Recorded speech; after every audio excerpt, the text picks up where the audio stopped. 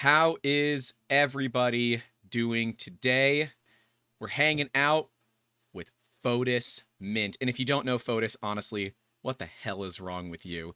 This is the Making Awesome Podcast, Season 2, Episode 38 with Fotis Mint. Fotis, you've hung out on my streams before. You know what I'm going to ask you. Give me the Backstreet Boys, the who you are, the where you from, the what you did, and as long as you love me. Uh, Hello, thank you, thank you for the invitation. I'm Fotis Mint. I'm from Greece. I'm a digital sculptor. I am in the 3D printing community since 2016, and I don't intend to leave it until I am 75 years old or something. And I don't love you. You don't love me? No. Shit. So you're a master sculptor as far as I'm concerned, and you're gonna say there are better people out there, yada. There's always Thank you. somebody better. Okay. Of course, But in always. my eyes, you are a master sculptor. In fact, for those that haven't noticed it, there have been Fotis models in the cat bed for the past week as a joke, seeing if somebody would pick up on the fact that they're always Fotis Mint models. In fact, this is going to be Tuesday's time lapse. We've got the new forest dragon that you released, and good lord, you're gonna have a hard time making these better and better, sir. These are really, really beautiful models. Well, if you don't, that's the plan. You have to go better and better because you're always as good as your last work, right? That's true. Yeah, but unlike a lot of sculptors, and I have a very good friend who was like, Blizzard came to him and said, we want you to work for us, right? Really, really good sculptor. But he is professionally trained. He went to school for it. You, Lucky. however, didn't, and you're not.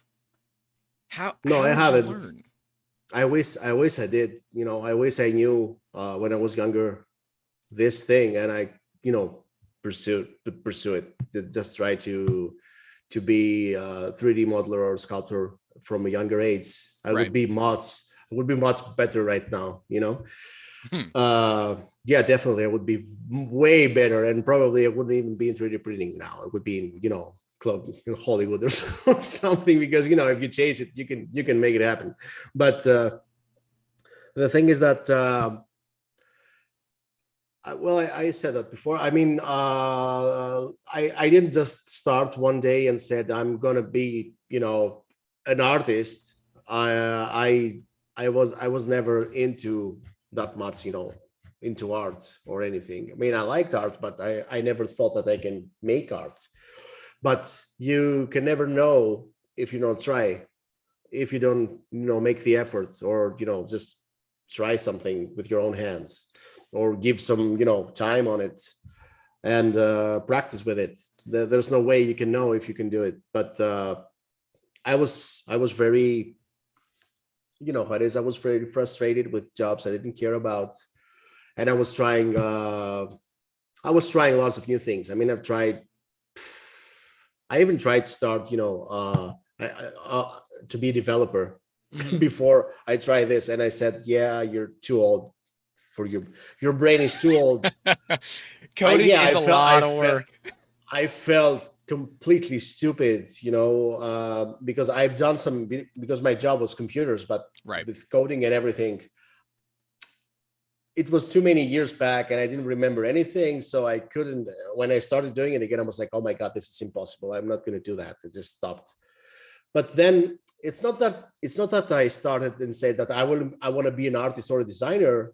What brought me to that was 3D printing. Then that's the most, magical about 3D printing. You get a printer, you say, oh, okay, I'm going to make cool stuff. I'm going to be rich. Yeah, sure. I'm gonna be rich and I'm gonna just sell keychains or something. But after, but after a while, you see, well, what's next? What I can do more, and I started doing more and more and more, and then I said, okay, this is what I want to do, and I kept practicing and practicing, and this is how I end up not caring about sleeping at all. We stay up 24 hours a day doing that. Yeah. What is sleep? I don't know. It's a thing. I heard that people go to bed and just close their eyes. every now and then some people get sleep. It's weird. I don't know. I don't understand the concept of it. I think Viking is in the chat. He is. I know he's worse than me. He never sleeps. I He mean, never I sleep for sleeps. an hour or two. Viking is like with the axe on his hand, waiting for the next pillage And the to saw. the harbor. Yeah, and this goes away. This is insane. We got Wexter in the chat. We got Sith Lord Britt. We got Carl Fenton. We got Chris Catlett. We got Peter Sassman. We got the crew. We got the crew hanging out with us today. Cool people. All the cool people except Fred. Where's Fred? Fred's not here. Well, Fred's not commenting. Let's go with that. If Fred's here, he ain't commenting. But yeah, this community has been one of the amazing things I think has really kind of pushed the modeling era. But I tried ZBrush back in the day. I tried it 4R6. I give you an idea of when I tried ZBrush. And you are a pixelogic zombie. That is correct. And after about 15 minutes, I said, absolutely not. I'm so done with this. For those that don't know, ZBrush is not designed like any other program you've ever used. Most of us are used to file being in the top left. That's where you can go to save. No, not ZBrush, because the powers that be there have decided that the top bar must be alphabetical. So files in the middle, which is like, I can't get around that. Everybody else says that files should be in the top left. Do it that way. Does that bother you? No, I love it. That, when they first made it, it was a 2D, 2.5. Then they made 2.5D software. They were drawing with this. It wasn't 3D. That's true. So it had a whole different mindset as a software, and they just kept going with it, and it ended up being, the best sculpting software. But the whole thing stayed like that, right? The whole interface. So we don't complain about it because we know it. But for a new person joining in, I mean, it's like going in a surreal situation. You don't understand anything you see. But I said that before. It makes sense after a while. You just have to be patient, man. And I don't think you're a patient guy, are you, Grant? I normally am, but not with software. If there's like UI and UX issues, I'm out. Like I can't deal with it. It's those little things that will just bother me to the end of my days. And ZBrush was one of those. So we have professional ZBrush modelers that work with us that do know what the hell they're doing, whereas I don't. And I'm busy doing other stuff. But it's always amazed me. I've watched experts do this live in front of me, and I know some of the work that you put into this, and I wrongfully said something, and I don't know, maybe it was in a stream of yours or something, where I said, yeah, you must go through a lot of work, you're building the alphas, and you said, no, I don't use alphas. I think it was we were hanging out with some of the other crew. And well, not using alphas entirely. You use some alphas. You make, skin and everything. You're not in lunatics. You start, making each pore individually. I mean, come on. But making a big, right pattern or something, you will have to sculpt it. I mean, you don't have to. Like the back of this guy here. So you did every one of those lines and the texture and all of that yourself. Yeah. That's insane. I mean, where's the fun in using an alpha instead of doing that? I mean, you have to do that. It will look better if you do it. I mean, this is your cave troll model, and it looks so good. And that's the thing, right? You're one of the best that I know for photorealistic sculpts, especially when we're looking at like one-offs, right? The cave troll, something that you just randomly designed. It wasn't, it's not based off of, like the King Saruman from Lord of the Rings or something like that. Those you have reference art. I do have reference of the troll. Not, I don't just go on a troll and make every single line like it's, exactly as a troll in the movie, but the basic shape and the face and all of it. It's like the troll in the Moria scene. It's the same thing. But the whole, his skin and everything, you just can't just go copy everything of the skin. You will just have to go a little crazy, just do some weird shapes on it. It's just be creative, you don't have to copy everything. I mean, I don't work for for Lord of the Rings. Yeah, you can just have an artistic freedom to do whatever you want. Right. And that's what I like, right? You and Wexter, he's hanging out as well. You guys are both, amazing sculptors, and I don't think he has any professional training in this either. I believe we talked about this, but you learned, and I heard this from Pooch's live stream when he had you on. You learned from Wexter, right? No. Okay. I learned from Morgan. I was driving, so I might have misheard things. I was driving when you were on Pooch's live stream. I was driving to today, and my car broke down, and I was running to come here to the stream. I know but you. No. I had my first steps. I had help from Printed Obsession, that guided me to my first days in ZBrush, and showed me the correct path to take. And then it was all practice. But he told me, for example, the best advice he told me was to never sleep.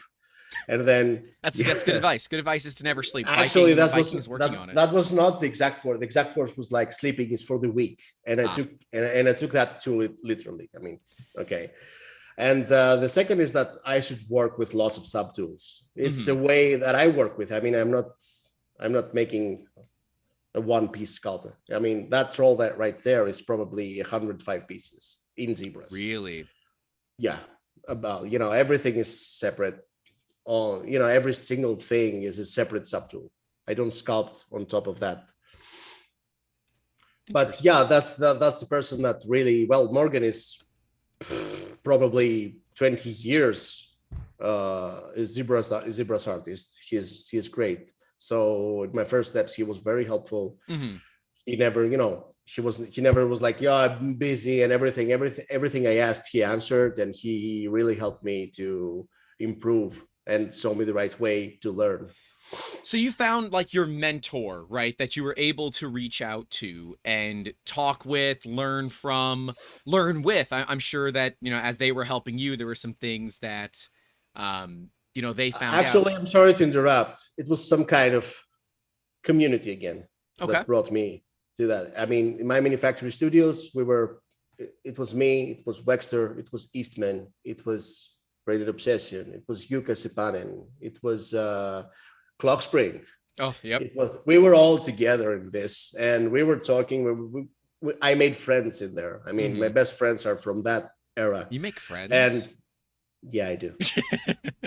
Every time I return from hell, I do a couple of friends, then I go back. That's why it's red behind you. I was wondering about that.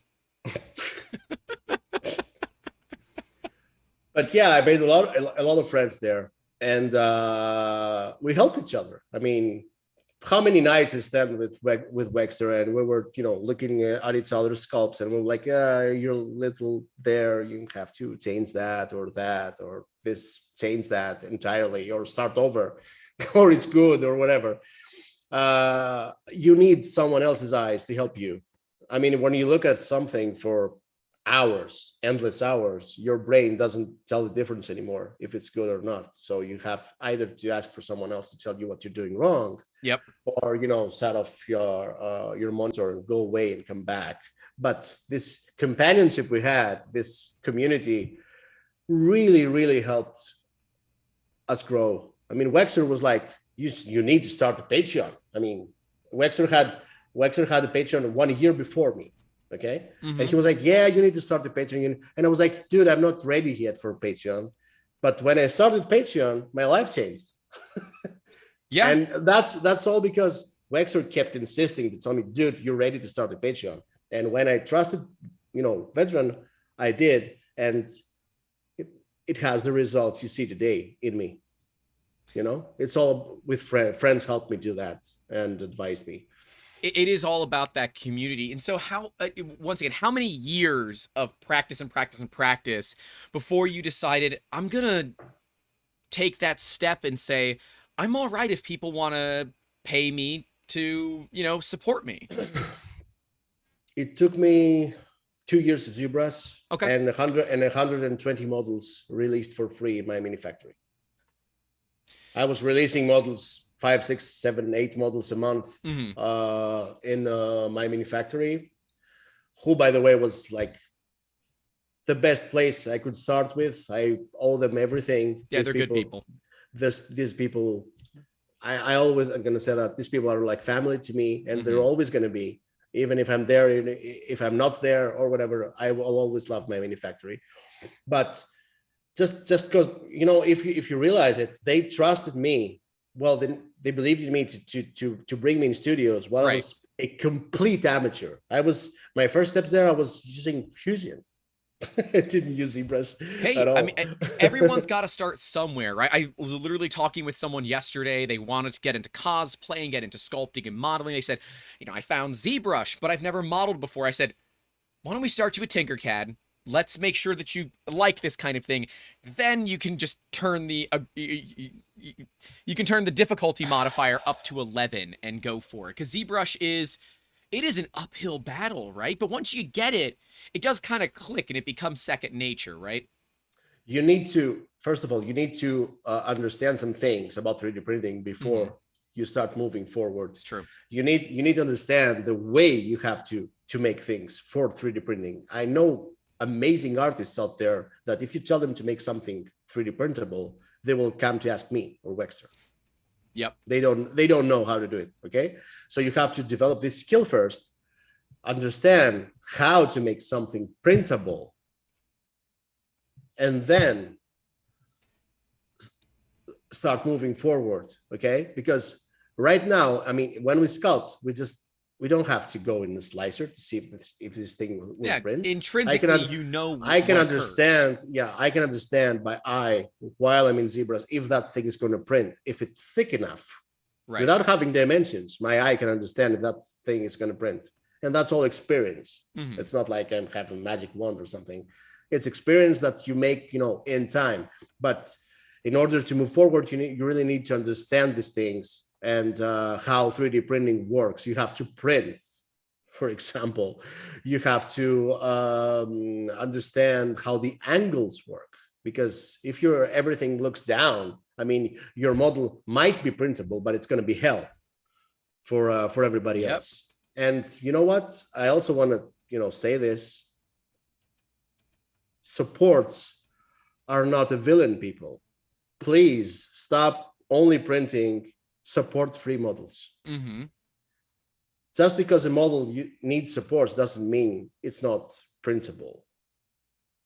I see that a lot these days. I mean, there's not a distinction between resin and FDM. If a model is printable in FDM, it's going to be also in resin. And if it's for resin, it can also be in FDM, as long as there are not issues with it. Okay? Yeah. You might need to use a little more supports, you know, and know what you're doing, but still don't print only the support free, or don't tell me to make my bust look like this.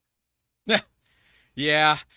I mean, don't get me wrong. It is nice to have models that are support free, but I would, as long as they don't interfere exactly with what you want to, what the result you need. Okay. If I have to change my concept just to make it support free, then we have a problem. I'm not going to do that.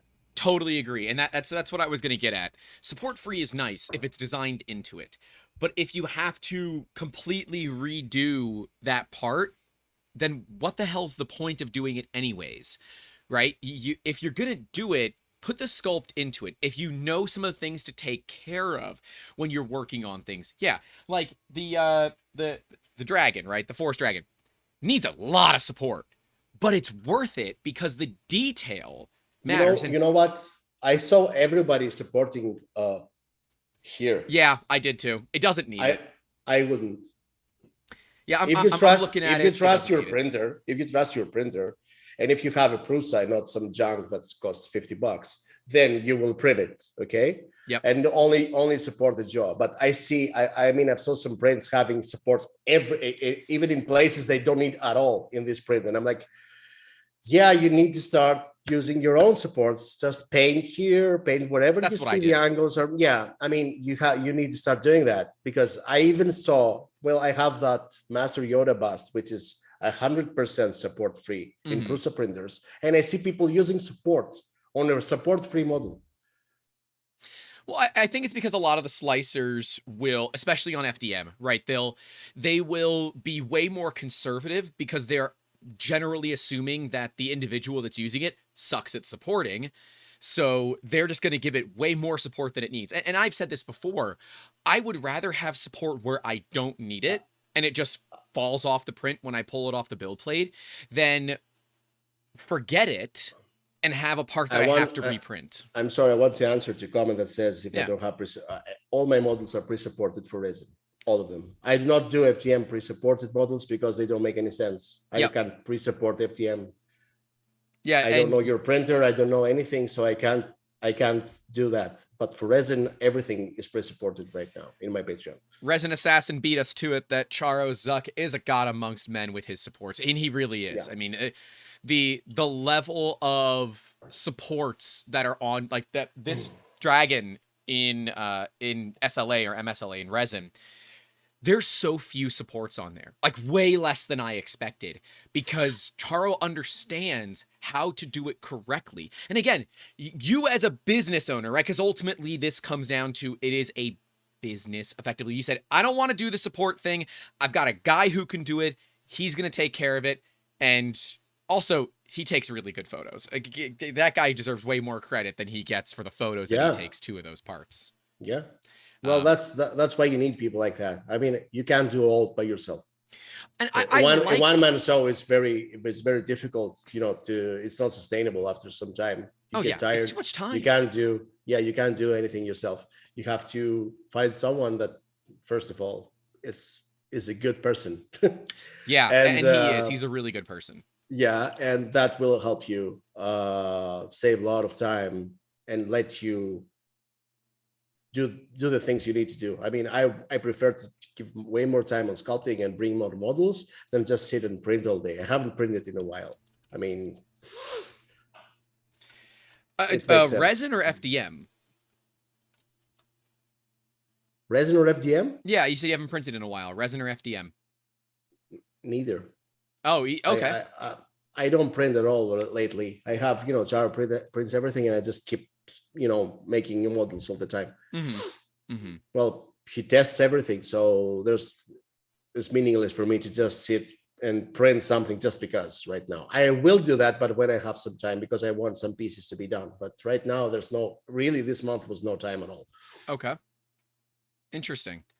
So you have been putting out some pretty amazing models this month, and the June preview just dropped yesterday, and boy howdy, there's some pretty awesome stuff coming there too. Now, it seems like you're getting into a rhythm here of doing a lot of these custom, from scratch sculpts rather than more the fan art. Is there a reason for going that route? I always wanted to do that. Mm-hmm. I mean, if I could just make 5 dragons a month, I would be happy. You'll run out of dragons. Yeah, and I mean, and even full figure dragons, I don't care. But like I said, people want some specific things, and I have to give it to them. I mean, you have to give what people want. Well, right. Yeah, right. Not always, but you got to do your best. Okay. I mean, next month I also announced another dragon, bone dragon this time. Yeah. I mean, I'm planning to turn this into a series. I already had the red dragon, the forest dragon, then I'm going to bone, and then who knows, ice dragon, whatever. But well, the fun art thing, well, I was Love Death Robots this month. I always love this show. So I also saw that new bear, that Barges that looks like a Terminator, and I'm like, yeah, I'm just gonna go Love Death Robots next month. So I'm gonna do Carnivore, Turbo Raptor, yep, the Barges, and I'm also gonna make Gore from the new Thor movie, which I saw Christian Bale, and I'm like, oh yeah, I'm making you. Yeah, I love you. Yeah, I'm definitely making that one. I'm not gonna make Thor. I'm just gonna make the bad guy. I don't care. And but, now I'm over here wondering what material I got to get for the bone dragon. Right? I've got a plan. I've got a plan, but bone filament. oh god, that would smell so bad. It smells so bad. Design white is basically bone color, right? I mean, it's got a little bit of gray to it, but Well, that natural thing also would look cool. yeah. I remember if Isan had one, not like flesh, they called it natural or something, and it Oh, looked it's like great that for weird bone. peach color, right? Yeah, yeah. Yeah. Wexer loves that one. Ask him. And so now you're up to over 1,000 supporters on Patreon. You are routinely pumping out what five or so models a month, right? Around 5, maybe 6 sometimes, yeah. And if And I would love to make more, but my my physiotherapist will hit me in the head. you're literally rolling right into what I was going to ask. You knew where this question was going, right? I know, I know. You're suffering from chronic pain, and like Yeah. I understand. I have a bad back that really impacts my day to day, but quite literally, you have a bad wrist. And it's your drawing wrist. And is that from the RSI, doing the same thing over and over again? Like what do you think is causing the pain? It's a lot of things. It's I don't think that sculpting caused that entirely. I was always working with computers since I was a kid. I all my jobs was like that. I also did some very heavy lifting jobs Mm-hmm. for the last 5-6 years. I mean I was like carrying, boxes all day, and I was a manager in a warehouse for a year.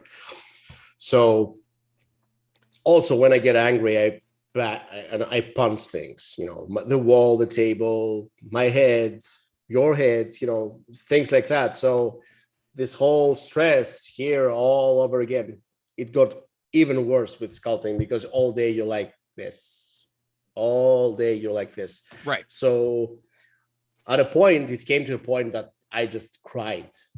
I was crying from the pain. I was holding it like that, and I was putting it in the ice, and I was like, Yeah. what's going on? Yeah, it was very bad. I even had an MRI for it, and because I couldn't keep it still, they had to put me down to do the MRI. Wow.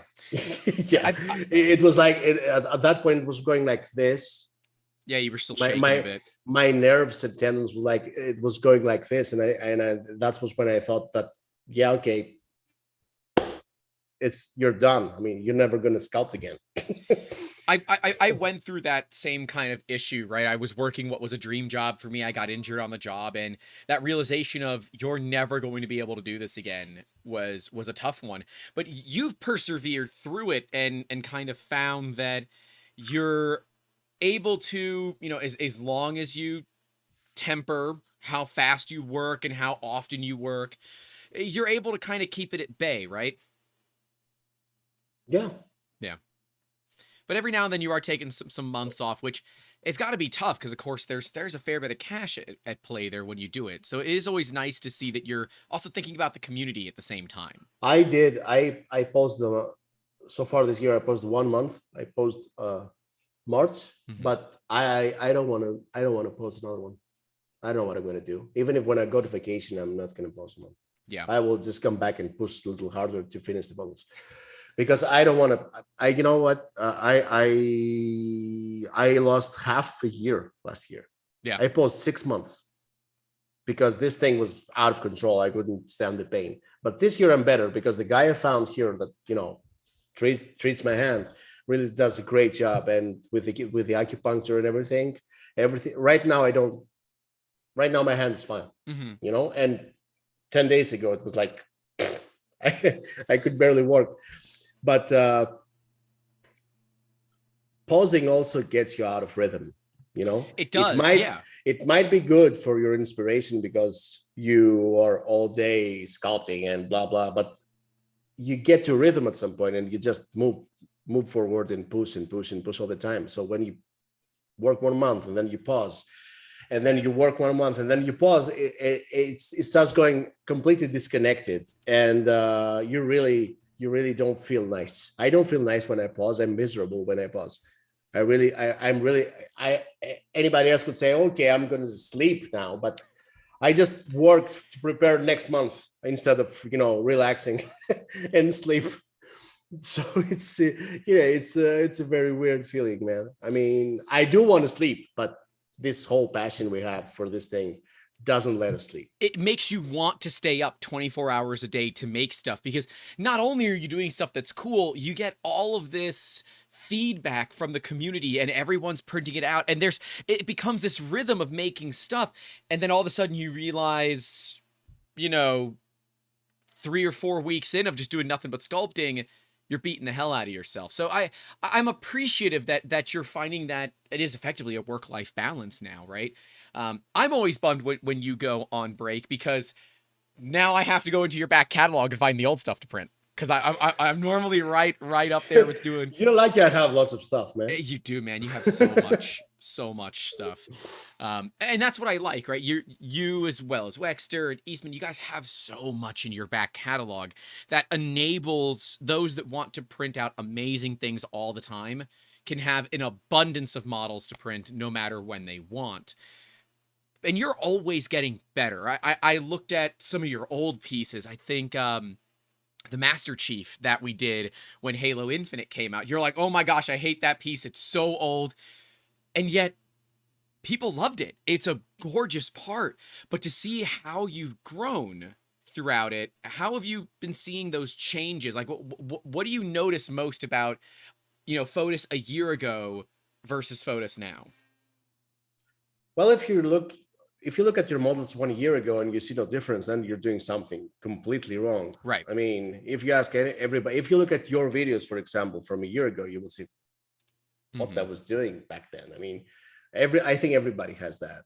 Everybody, when they look at their older work, they see all the mistakes because, it's experience. It's not that you're a better artist. You're just more experienced.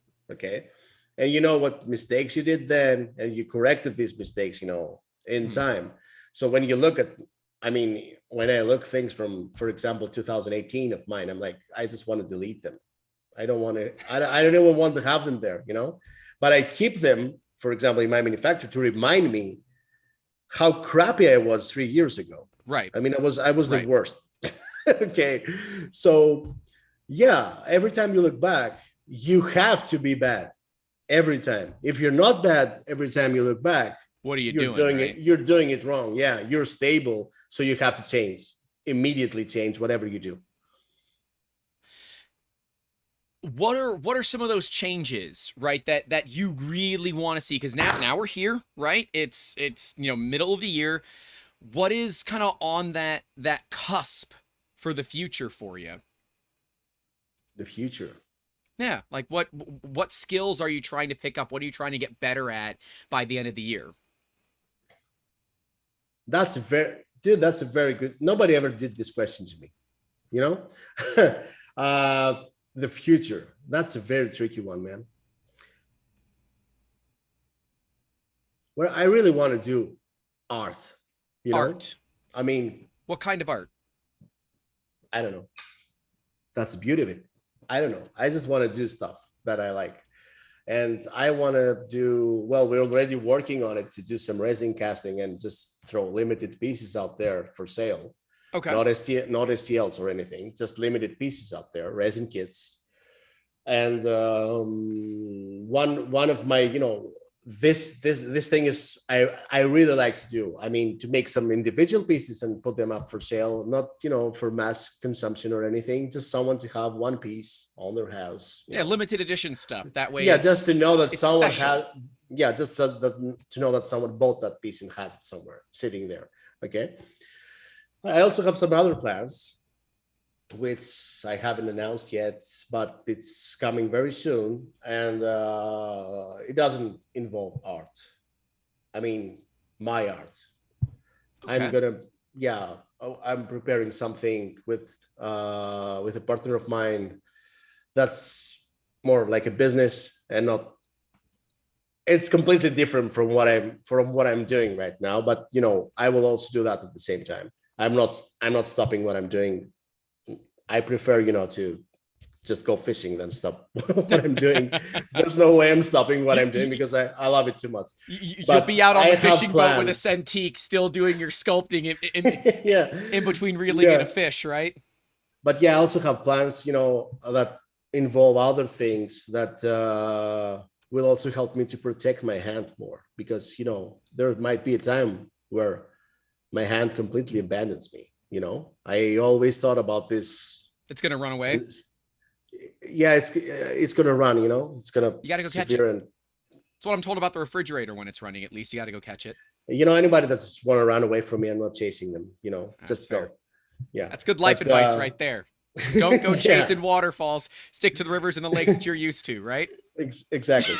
But that's the thing. You have to also.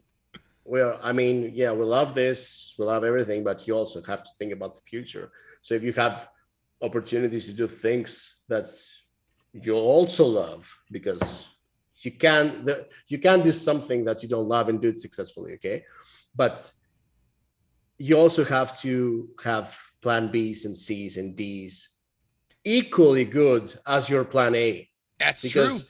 If you don't have that, then one day you might end up, alone, drunk, and under a bridge or something. Totally sipping water. Exactly. Yep. Krusty says, "Tell Fotis Metallica sucks." What? Barillo says them's are fighting words. They're over on Twitch hanging out. Yeah. Krusty said that? Yeah, that's what Krusty said. I'm coming for you. You're... I'm coming for you, old timer. I'm coming for you. No, actually, Metallica's quite good. I will also disagree with Krusty, but obviously, just trying to Yeah, I mess with mean, you. come on. But the idea of sculpting, right? This changed for you. You have a family now. You're building a studio. We've talked about a lot of audio stuff going into that studio, where you have your own kind of private space to work, to live, to be that artist that you want to be. Is there any tech that you think will make you a better artist? So, something that you'd like to see on the market right now that you don't? No. Okay. You know why? Because I had this conversation before. People want to sculpt in VR. I don't. Only AR, yeah, maybe, but as a gimmick. I wouldn't, rely my work on that. So whatever does the job, it's great. I want to do That's it. VR and AR sculpting, but I need the haptic feedback. And I think that's really my issue is if I had gloves to sculpt, then yeah, I might do that. But still 16 hours a day in a VR. Yeah, that'd be a little weird. We're gonna wonder what you're doing in there. All of a sudden I'm gonna take off the glass and I'm gonna be like this. I mean, there's no way you can handle 16, 17, 15 hours a day in a VR. This is impossible for me to think. I wouldn't do that. I wouldn't like that. I prefer to have my monitors here, just do my work with my Wacom, chat at the same time with people I know and have fun and laugh. And yeah, I like what I do the way I'm doing it right now without any problems. The only thing I might like now that my hand is a little better is to get a 32-inch Wacom Cintiq Pro, which is this big.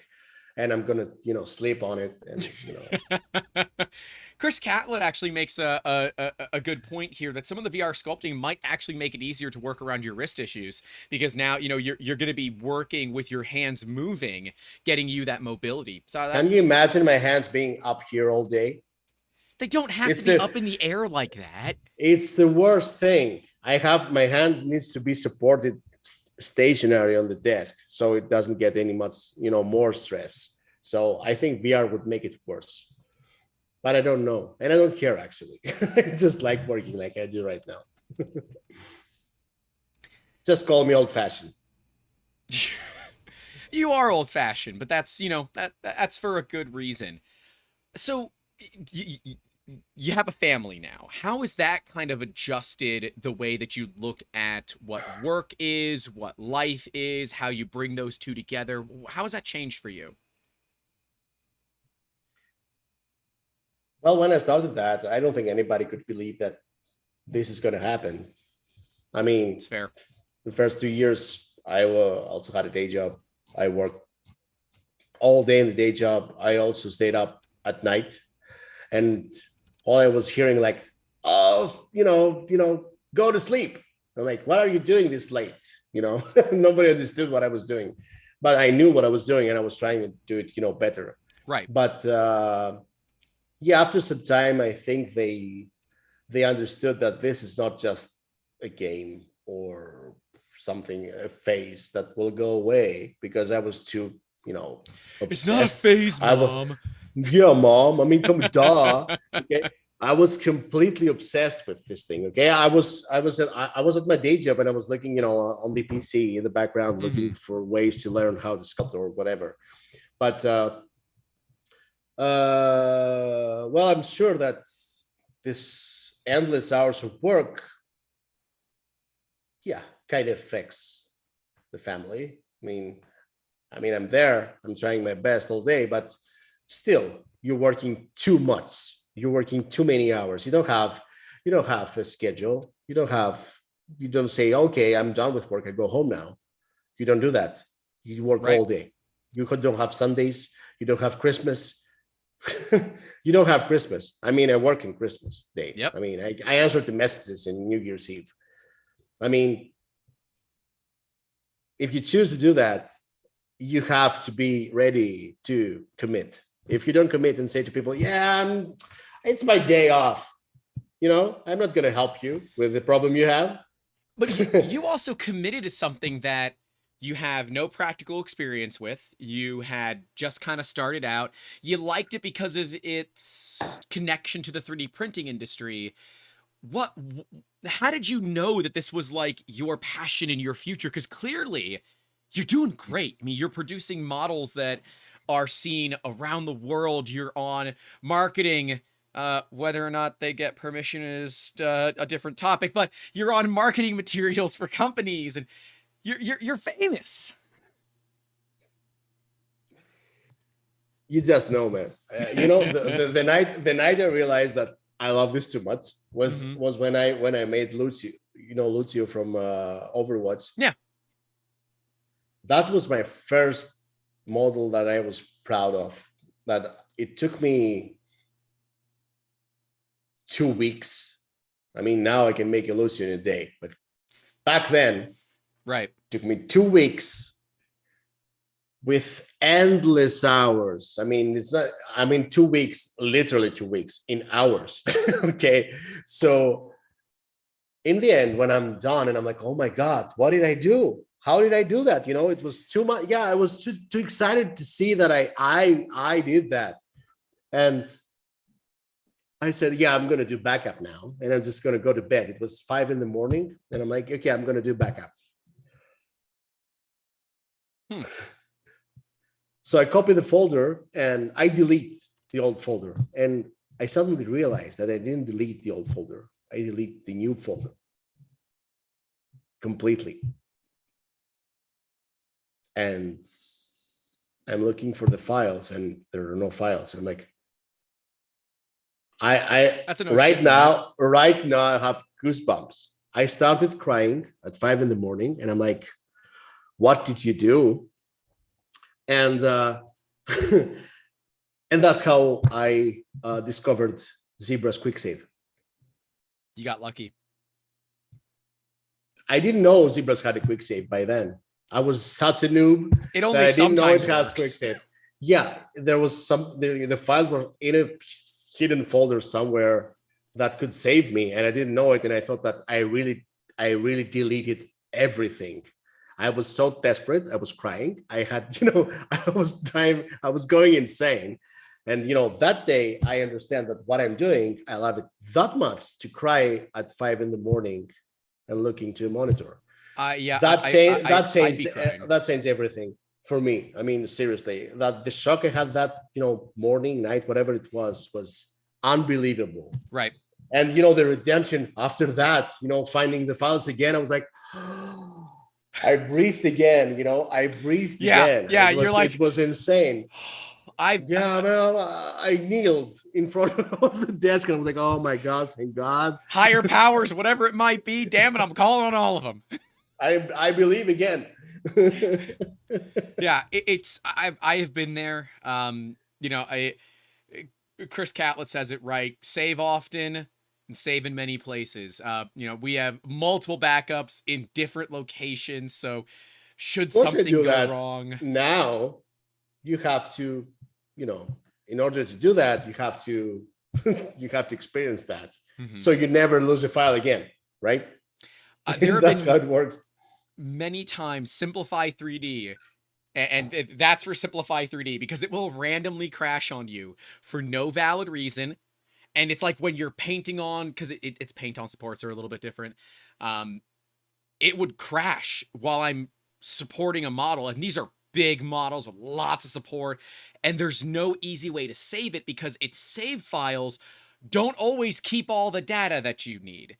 So I totally understand this. Oh my God, that was like 6 hours of work down the drain or more, right? Yours was weeks of work, but quick save saved your ass.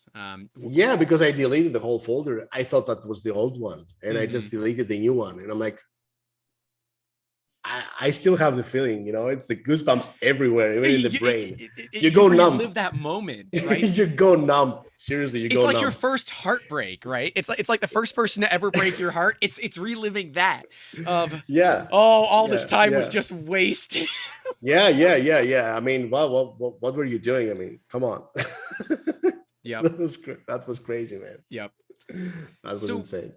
When we look at people that want to get started, like I would love to get started again in ZBrush when I have time, which means probably in the next year and a half. What are some good steps or tips to not just hate the program? Because I to this day, I have a passionate hatred for ZBrush because of how bad its UI is. I said it before. The most ridiculously easy tutorial to follow is Wexter's. Yeah. 100%. Okay. It gives you some very important and basic knowledge of it, just to understand how to start. Okay. Right. You also have to look at Pixelogic, beginner, then go to intermediate, and then do whatever you want, the ones they have on the website. Mm-hmm. But again, YouTube is your friend, and you will, when you find out the basics, you will know what you need each step. You will think that I want to do that. You already made the basic, and you think, I want to do that. How I'm going to do that? You learn that. Mm-hmm.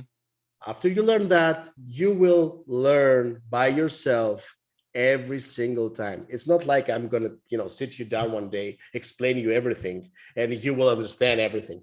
You will understand squat. Yep. There's no way you can translate what I'm telling you to a face, for example. You have to, first of all, you also have to study a little bit of anatomy in the beginning. Because, your face, you will look here, you see, oh, that's a good face. And when you look from the side, it's going to look like, you banged it on a wall or something. Yep. That's the typical beginner's mistake. You have to understand the anatomy. You have to work from front to side.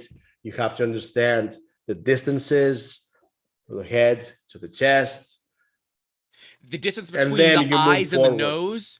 The uncanny valley problem. Oh my gosh. Except if it's Joel's nose, okay? Then things go different, okay? Oh, but man.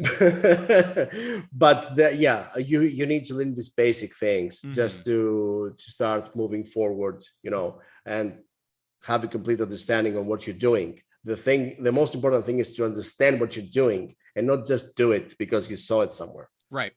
Right.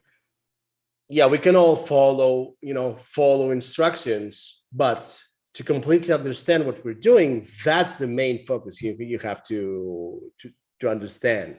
You need to understand how polygons work. You have to understand how remeshing and why you should remesh works. You have to understand how to make, for example, why you have to make separate subtools, for example, separate eyeballs, for example, because in the beginning, everybody starts sculpting a face and they just sculpt the eyeball inside. And I'm like, I did that. Of course I did that. Everybody did that. Yep. Okay.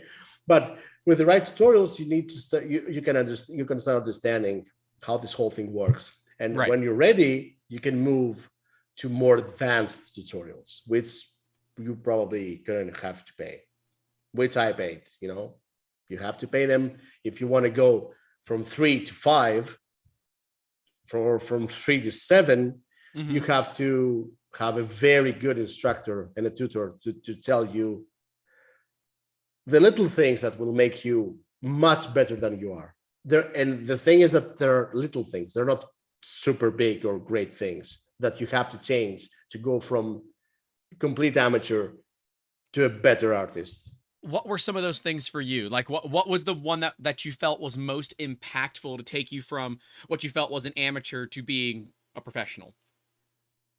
Well, I wouldn't say it took me to a professional level, but the biggest improvement I saw was when I did the GNOME workshop tutorials, especially the introduction. It was ZBrush 4R7 or 8. It was old, but the tutorial from Madeline Spencer. Okay. I love her. She can explain well. You also need to find a tutor that works for you. Not everyone can give you their knowledge the same way. The way that women explained and showed me things in her tutorials really opened my mind and gave me some very cool tricks that I still use from them. Things that are so simple that you will never think of. But those tutorials back then really, I completely transformed in a week. Completely transformed just by doing 5 new things that I wasn't doing by then. So if you for example want to start doing this, you really have to learn the basics, learn them good, understand them. And when you're ready to do that and you make some basic things like a basic head, but anatomically correct, it's very important to be correct. After you achieve that and you know how to do that, then yes, start digging, start trying new things, start trying body shapes, start trying everything. But you have to start simple. That's the best advice I can give you. You have to start simple. You have to understand things. You don't have to use IMM brushes. Yeah, I see that a lot. The first thing everyone does when they join ZBrush, oh, these are already sculpted. Let's start dragging them everywhere. No, you have to go step by step, learn the brushes and sculpt, not use things that are already there. Sculpt. Okay. Now he's just talking to someone else and ignoring me, but I'm listening to you. I'm listening. Dude, I am trying to keep an eye on 2 streams, listening. There's a lot. I'm doing a lot of movement here. Come on, I like to tease you. Yeah, I like to tease you back. That's what I like about you. You're a fun guy to hang out with. Okay, when we look at those little changes, because Fix'em Dude had asked if you take any courses or you're all self-taught. You said that you took courses. Some things for newbies from your perspective. Courses it's not tutorials like everybody does, Like it's not like I went to school. Yeah, no, I didn't went to school. Okay. Oh, I guess I read it more as like an online video tutorial or maybe a $30 or $40 course that's an online course. So I'm not like talking in person. Were you always using the Wacom Cintiq, or did you start with, one without the screen? Well, how was that technology transitioned as well? Well, I don't work with a Cintiq. I work with a Wacom Really? tablet. No, no, no, no. I don't. It's actually worse for my hand. I used to work where my hand really got worse was with an XP Pen monitor that I had. Mm. So I stopped using that, and I'm back to my Wacom Intuos Pro L, which I'm never going to change. I mean, I love it. There's no reason to change it. That's literally what God, I should have sent him the link to this. What our previous lead sculptor, his name is Phil. He was actually one of the original founders of 3D Musketeers. That is the exact same tablet that he has, the Intuos Pro L. Well, yeah, yeah. It's a workhorse. Yeah. You don't have to change it. You don't have to do anything with it. It just works, and it's my best friend. I have a Cintiq 24 HD. This stream is not sponsored by Wacom, by the way. Doesn't work, but if they want to, they can. Yeah. You know what? We're not gonna say no. I never chase for sponsors, but if Wacom wants a sponsor, yeah, I'm all here. I'm here. I'm sitting here. Yep. Yeah. I don't mind. Wacom, if you're watching, sponsor Fotis. There's no value in sponsoring me at this time, but sponsor Fotis. He'd be great, and he'll make some cool stuff. Gosh, crazy.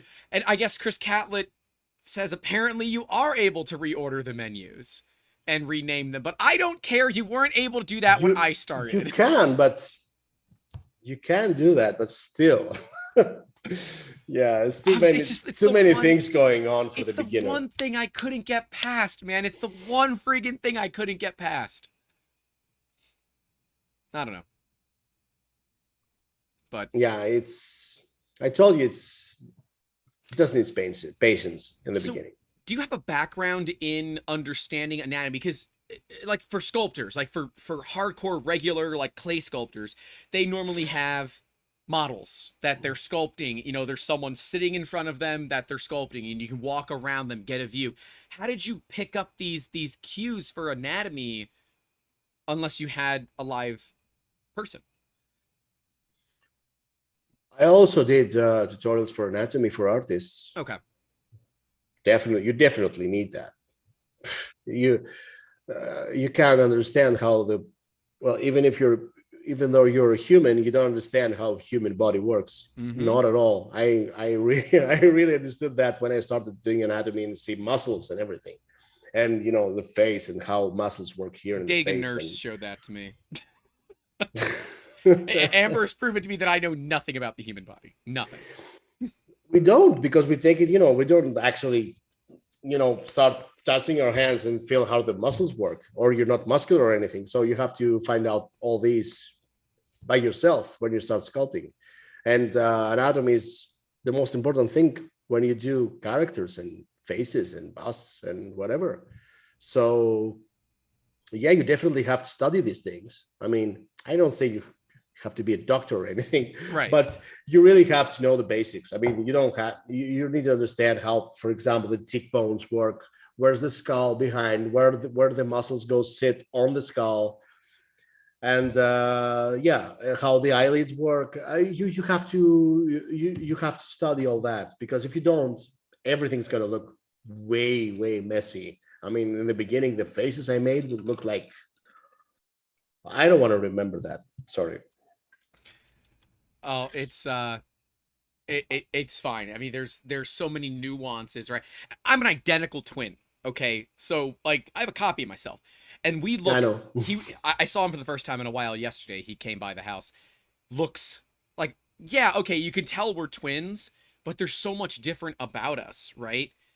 And I really should 3D scan the both of us so I can prove how alike we look, but how much different, even having different diets, having different jobs, having different lifestyles, changes the way that humans look over time. It's definitely a weird one.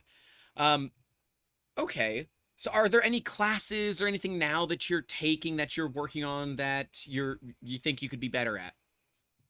Right now, no. I always watch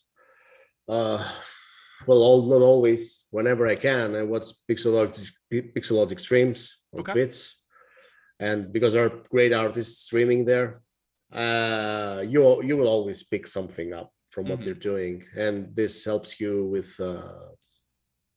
you can just get tips here and there. You will always learn something new. Each artist just does this thing completely different from the other. There are no rules in sculpting. I mean, it's true. There aren't. You have your own style. You can do it the way you want to do it, and nobody can tell you you're doing this wrong. Well, except that if you're sculpting for a month, then yeah, you're doing lots of things wrong. But if you do that for years and you have your own style, then yeah, I think you can just look at other artists and pick up things you think that could be good for your workflow and add them in. So yeah, the best education you can have is see other successful and very good artists work. Well, like a traditional artist would do. I mean, if you look someone working on a sculpture next to you, you can learn. So that's the same thing I'm doing right now. Doing the screen peeking, just seeing what they're looking. Yeah, I'm not gonna, for example, start doing tutorials again. I mean, I have done this thing so many times. I will only do that for something I want to do, and trying to use a tool, and I don't know it 100% yet, and I will try to perfect that. That's the only reason I'm gonna go on a tutorial. Other than that, I'm just gonna watch some better artists than me, and try to understand what they do different in some aspects of sculpting. So, okay. Any artists then that you specifically say, I wish I could do this thing the way that they do it? Well, I see some Japanese artists and I'm like, why the hell am I even sculpting? Well, how do you feel? But yeah. Some people do some incredibly fantastic things, and I think maybe sometimes this is the difference between me and someone that went to school with an art school. For example, the most difficult thing for me personally is to think of concepts. Okay. New concepts, weird concepts. Okay. Someone that is a true artist might sketch concept art, then sculpt it, and have very, very cool idea, which I've seen many times. I've seen something online. I'm like, my God, I would never thought of that. I would never think of that. So this is the difference between someone that's, makes fan art and copy others' art and do some originals from time to time. From someone that's fully original and just creates new concepts all the time that looks amazing. I don't know how these people do that. I don't know if it's education. I don't know if it's their imagination. It's imagination, absolutely. Yeah, it's got to have something to do with it. They might have, way better imagination than me. I don't know, but these are the people I'm jealous of. I mean, I see some sculpts that are mind blowing, and I'm like, okay, you can do that. Well, you can sculpt it, but you can't think of it, and that's what, bothers me the most. I would really like to be a better, brain, have a better brain to think these concepts and make them. Well, I really hope that I'm managed to do it in my 50s or something, but right now in my 40s, I look at others and I'm like, oh, you suck. I really suck. I see some amazing concepts out there, and my concepts are very boring. So I really hate that.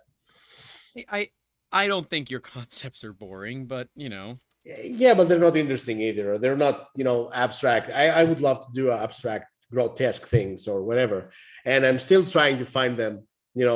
I still try to find these concepts in my head. I really try lately to bring them and do some physical copies of them, but it's very hard, man. It's very hard to come up with something that looks good for everyone to look at and say that, okay, this is awesome. Not only in my mind. to actually make something that is fantastic. This is the goal. This is the goal. If I manage to do that, then yeah, I'm happy. Until then, I'm still trying. I see you strike me as the type of person that it was like the United States when they were during the space race. They just kept moving the goalposts until they were the first to do something, and they said, "Oh, we're the first, we're the best."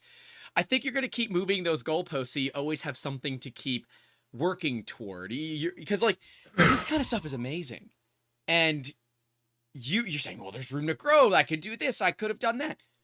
It's amazing to the average person that doesn't understand, and I guess like I'm bummed because I have some idea of what goes into it, but I know the average user doesn't. So a model like the forest dragon or the cave troll, how many hours are you spending making these happen? I'm gonna, throw away the magic now. Forest dragon happened, I don't know, in a day. That's still a lot of time. I mean, that's at least 8 hours of time. That's that's nothing, seriously. I mean, the dragon didn't take much time. The troll took 3 days or something. Or the King of the Dead I made took me around 5 days. Yeah, or there were figures I did, that took me 2 weeks or something. The detail in this is just insane. Absolutely insane, the amount of detail in this model. Still, it didn't have, I mean, it looks good, but it doesn't have that weird details or difficult details to make. This one, it was easy. This specific one was easy to make. And for example, to achieve the anatomy of the troll, which is very weird, the belly, the chests, the back, all that were weird to achieve and look like a troll. It took way more time than just make that dragon, which was, branches and. Well, you'd also made a dragon before. Did you just start with the old model and mess with it? No. I only took from the old one. I didn't took the old one. I just took from the files of the old one. I only took the front of the body, of the neck. Oh, okay. That curvature, the base mess, just so it looks like the curve was nice. Yeah, so it has the consistency as a series of dragons. That's the only thing. I mean, I didn't take anything else from it. Everything else is from scratch. I only took the shape of it. But I don't like taking something else and start building on it. I mean, dude, no one's gonna sit there and say, "Oh, he just built off of the other dragon. I'm not subscribing to his Patreon." They can say whatever they want. I mean, they might, but they're assholes. So I really don't care. Seriously, I don't care. I'm fine with myself. Okay, I know what I'm doing. I know how I'm doing it. I'm an ethical person, I believe. So I really don't care if some troll starts saying, "You suck" or whatever. Yeah, okay, that's their opinion. They can stay with it, and I don't care. I'm very transparent with anything I do. I don't lie to people. Polymaker's got a question for you. They're asking if you use SLA or FDM to test your models. Resin. Yeah. I know Charo does it, but I know you don't actually test them. No. Yeah. I can see in the slicer if it's printable. I don't have to actually print them for FDM. You get the look, right? You just kind of know what you're looking at to know if it's printable. After years, you understand if this thing is printable. We also test print them. We make our manual supports and everything.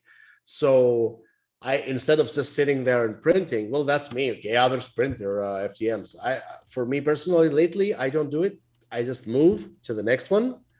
I try to finish as fast as they want so people get their models. And I mean, for me, printer is, there might be people that will disagree with me right now, but for me, the 3D printer is a tool. I mean, they are tools that enable you to do other things. And literally, we have the Twitch chat. It's not that if I don't print, the universe will explode. Yeah, I don't print much. Okay, I have someone that does that for me. That does a great job, a way better job than I would do. Okay. and tests everything, and we make sure that everything is without errors or internal cavities. It's very important for the model to be completely error-free. And I see, many models, especially free ones, that are not printable. Yeah. Just because of that. Or even further, they're not just not printable. They're not watertight. They're not manifold. They're just not good models in They're general. not even repaired at all. They're out there and not even repaired. I mean, I see that and I'm like, why? I don't understand that. Mm-hmm. If we have a single hole in our model, I have to go, even if it's 3 a.m. Charo sent me a message. He's like, dude, you have a hole there. And I'm like, oh my God. Again? And I go back at 3 a.m, fix it and send it back to him. So he finishes the pre-supporting and, of course, print it. But making a model printable without errors is as much important as everything else. If you're a person that makes models for 3D printing, you have to give an error-free mesh, or else you're not doing your job right. End of story. This is something non-negotiable. You have to give an error-free model. Otherwise, you're not doing it right. I agree. And if you're going to pre-support the models, make sure it works. Right? There are so many, and we see them because they end up in your Discord asking you questions about somebody else's Patreon, and you're like, I can't help you. It's not my damn Patreon. But people have all these issues, and yet I never. And like we do a print fix Friday series every single week. I have never seen a Fotis model or a Wexter model. If you don't test, I mean, even if you think a little cunning or whatever, if you don't test the model and you release it, how can you tell the other guy it's your problem? Mm-hmm. Yep. If you don't have an image that proves that what you did is correct, there's no way you can tell them, oh, it's not the supports, it's your printer, because you don't have a proof of that. So if we don't test something and see, if there's something wrong with it, I don't release it until it's done. Krusty reminded me of a model. He said his favorite one is Pan. My favorite one too, and that's why he said that. There's a story, and I know the story. Do you want to tell the story behind Pan's Labyrinth and what happened with it? Oh, yeah. It was retweeted by Guillermo del Toro. Yeah, that's a big freaking deal. That's a fangirl moment for you, for sure. Yeah. He didn't just, why it was cool? Because he didn't just retweet it. He quoted it, and he said, "What a beauty." And I was like, Senpai noticed you. I was actually, at that moment, I was in a call with Wexter and Eastman. And I'm like, oh my God. Oh my God, this just happened. And yeah, that was very happy moment, man. It was very happy moment. When you get some love from someone that made the actual movie, and he's notorious for his monsters and whatever. He's just a great director and artist. Then yeah, this is the reason we do this. Mm-hmm. Yep. Money's good, reputation is good, whatever. But when these moments are the ones that are, at the absolute best, you live for these moments. And apparently your model is going to be used in a Doug Jones movie, Titan Revenge says. The Pan's Labyrinth model. Oh. Yeah. Getting a copy of the print to Doug Jones.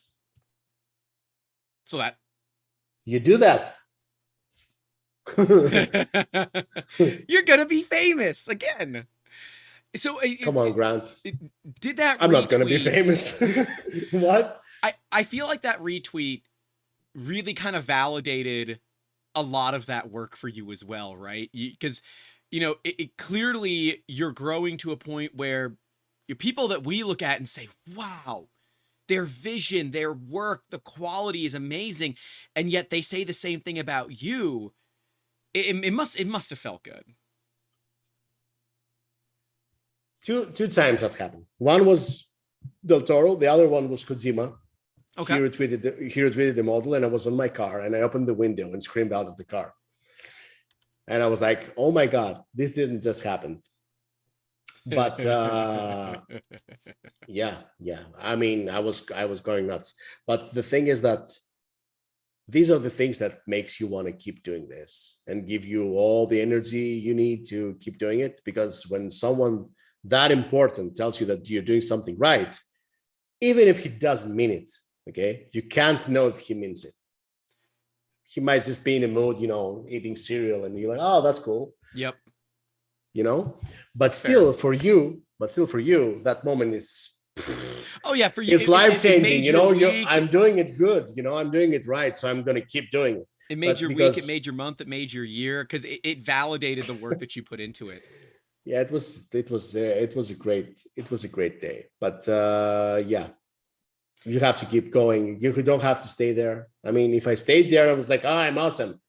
Yeah, you can't stay there. You have to improve. You have to keep working. And yeah. We got Polymaker in the chat. Thanks for asking some questions. They're asking, are there any models that from your point of view are not that you're not happy with them? Because every single model are so high quality. Scarlet Witch. Wow, that was quick. Why? I have a huge story for Scarlet Witch. Okay. My daughter was about to get born, and no, she was born. And next month, it was the month I made. It was one of my best months ever. I made Vision. I made Cthulhu.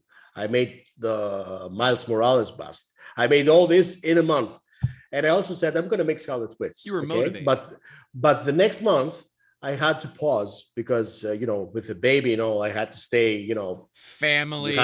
You have a 5-day-year-old baby. Yeah. You have to take care of a 5-day-year-old baby. So I had to say, I said, I'm going to pause. So if I don't manage to finish Scarlet Witch this month, I'm going to give it to you during the post month. So yeah, I started working on her. And by the way, Elizabeth Olsen has made too many plastic surgeries. No reference worked. No reference worked. Every reference was different. So I'm starting to work on her and trying to make her face, and still trying. And it doesn't work. It really doesn't work. I have around 35 saved different files from that model. And I was so frustrated that that's the first time I ever released a model. And I said, it's good enough. And I released it only because I promised it. And when I promise something, I have to take it out. Yeah, you have or to else do I'm it not at that gonna. point. I'm not gonna sleep. Yeah, but I was so frustrated that day I said, if Elizabeth Olsen knocks my door right now and tells me I love you, I'm just gonna push her out of the window. I can't look at her for one more second. Seriously, I was looking at her for 15 days and I couldn't achieve the result. So yeah, a model that I really hate is that. I don't want to look at it again. I'm thinking to delete it actually. Jeez.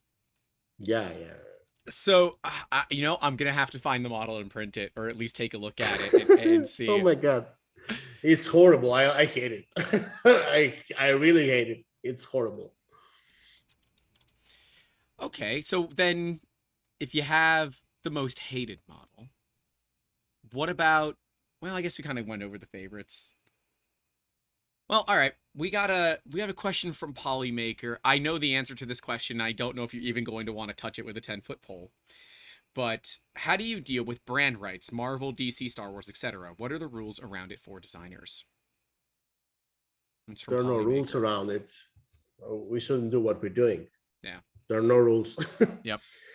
Yeah. Well, technically, I answered this again many times, but technically I'm not selling models. I give them as rewards to people that support me. I don't sell them in stores. I don't go, for example, in a marketplace and sell its fine arts model individually. Yep. I only sell my original models individually. So when someone joins in, I give them everything. Everything. You give me $5, you get all my fan art. I don't charge them. If I do the math, for example, on how much a model costs every time someone gives me $5, it's less than 6 cents per model. So value for you. Yeah, I'm not selling. Yeah, I'm not selling them. I'm trying to do the best thing possible to keep people happy and not sell other people's IPs, which I don't. I don't go to other stores to do that. But yeah, fan art is not supposed to be behind a paywall anyway. But yeah, I guess we're trying to do it best way possible, because these days, I'm sorry to say that, but there's nothing original. I mean, you can say I still for Marvel, but even in the original, scenarios, everybody's stealing from somebody else all the time. It's crazy. But yeah, I don't sell. I could sell, make double the money. Oh yeah, I could sell the fan art, but I don't do that. It's not worth the risk. If one day they come to me and tell me, yeah, take them down, I'm just going to take them down. I'm going to thank them for the inspiration. I'm going to thank them for everything, and I'm just going to move on and go completely original. So I hope one day they give, I'm not going to say the word. They think that if they come to me and tell me to take them down, I would gladly take them down and start doing only my own thing, if that's answered your question. I mean, it answers. That's the most complete answer that I've had from you so far in terms of that question, because I know I'm not the only one to ask you that question. And that's not the first time it's been asked on a stream either. No. Now, this is an interesting one from Polymaker. Do you find it more difficult to design women? Because the Scarlet Witch was the only female model with a full face that you've done, according to them. I can't confirm or deny those allegations. It was the only one? I guess. So why? I also had Black Widow. But I don't. I'm just reading the comments, my dude. I usually don't do female sculpts. Why? I have my reasons. Okay.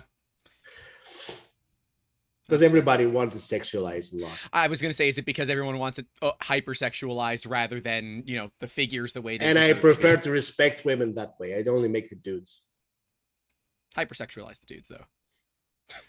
I could do that, but then only I would give mixed messages to that. But the thing with the female, I usually prefer to make my most favorite, first of all, characters are male. Okay, I can't hide that, but still, I made Black Widow. Okay, I didn't try to over sexualize her. I've seen models of that thing out there that look disgusting. Okay. Yeah. So people don't like that. There are people that don't like that. They prefer this. I mean, some do, but a lot of them don't. Yeah. They prefer these stereotypes, and it drives me insane. So I prefer to not, mostly do them at all. Only do some of them that I enjoy or like, but I just prefer to stick on creatures, monsters, and dudes than just, mess with women at all. It's a weird thinking of mine, but I don't want to make anime. I don't want to make. I really feel this whole as it's kind of wrong for my taste, and I just stick to the more different sculpts than that. But yeah, some women I did. I also made Harley Quinn as a figure, which was I just copy what she did. Harley Quinn is hypersexualized in general. It's right? Harley Quinn, okay. Yeah. But it's not that I completely avoid them. If I enjoy something, I will make it. But I'm not just, trying to do things that I've seen happening around and I don't like them at all. I really don't like those. Britt wants to sculpt women. She's saying that in the YouTube chat. She said she'll step up and do it for us. Okay. Go Done. ahead. I joined that Patreon. Because yeah, I have to agree that it is some rocky water, right? If it's even mildly sexualized for reasons that you didn't even notice, you can catch hell for that. And that's not something that you want to associate yourself with. And besides, the cave troll, all you had to do was look in the mirror, right? It wasn't that difficult. Yeah. Yeah, I was looking at my camera all the time. Yeah. Titan says he needs the other 3 Ghostbusters. I'm sorry because my mother is calling me 3 times and she's probably thinks I'm dead. I'm sorry. You want to wrap it up? No. I'm just gonna tell her I'm live. Okay. Dude, family first. Okay, I did it. Okay. No, you know how mothers are. Oh, She dude, probably thinks I'm dead in a ditch or something. Yeah, I understand this. Yep, my mother is also Latin. Yep, understand. Follymaker says, last question. How do you choose what you are going to design? Monthly movie trend, challenge yourself with hard character designs. What are you doing? Only things I like and I enjoy, and suggestions from my Patreons in the suggestion channel that I enjoy to make. It doesn't have to be a trend at all. I like to do things from the 80s and 90s or whatever. And I try to not do what happens that month. I mean, it was Doctor Strange, now. I didn't do Doctor Strange. I'm going to do Doctor Strange, though, maybe in 4 or 5 months. Because right now, if you go out there would be 10 Doctor Strange happening. Wexter released 2. You see? Only Wexter has 2. So what's the point of another one? Just leave some time and do it at a later time. Don't try to write wagons all the time. Doesn't make any sense. Everybody doing the same thing. You have to try to give different things all the time. That's why, Love, Death, Robots was a trend right now, but I don't think there will be many pages that will do 3-4 models of it right now. So I went with it. And on July, I'm probably going Star Wars again after 2 years or something. I'm just going to do all the, I'm going to just do Mando. Well, I'm just going to do them all this time on July. They're following up with, do you prefer modeling based on a reference or straight from your imagination? I'm sorry, I didn't hear the question. Polymaker follows up with, do you prefer modeling with like a base reference or straight from your imagination?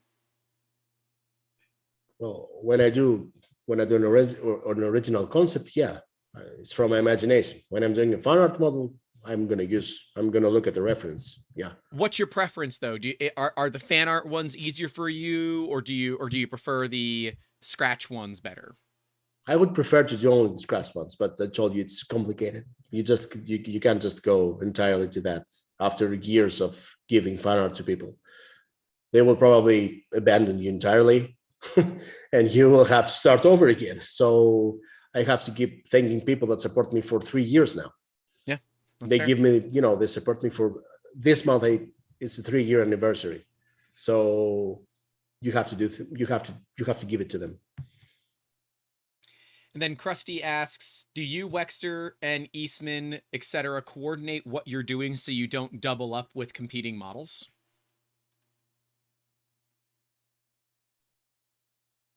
It's on Twitch.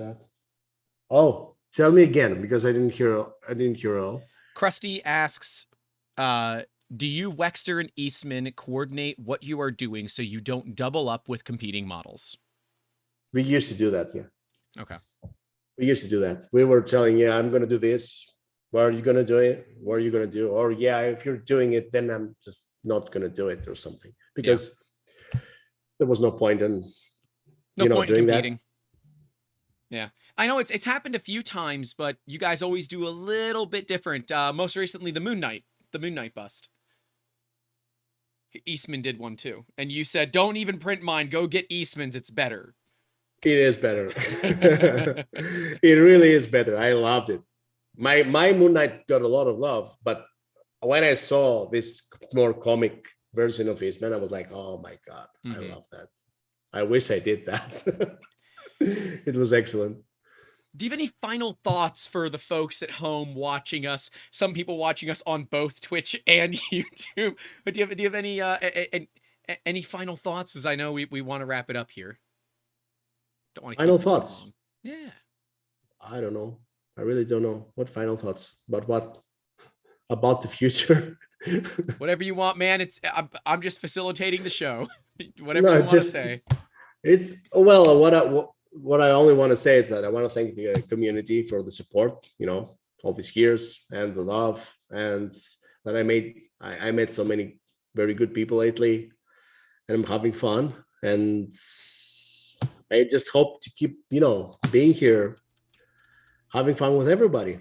And I just hope to keep bringing models for years to come, because health first. Health first. Yep. I hope I have my health to keep doing that. Family and health first, then worry about us at some point, on the lower tier. Yeah.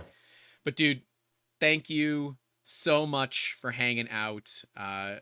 No, thank you, man. It's been awesome. Polymaker keeps asking questions.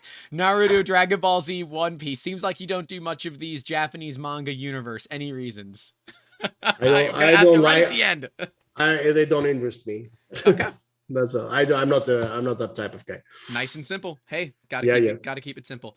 Well, cool, dude. Thank you so much for hanging out. If you guys want to support Fotis Mint, you can head over to patreon.com/FotisMint and go join whatever the highest tier that's available, because it is worth every single damn penny that you will ever spend. Support this man so he keeps making awesome stuff, takes care of himself.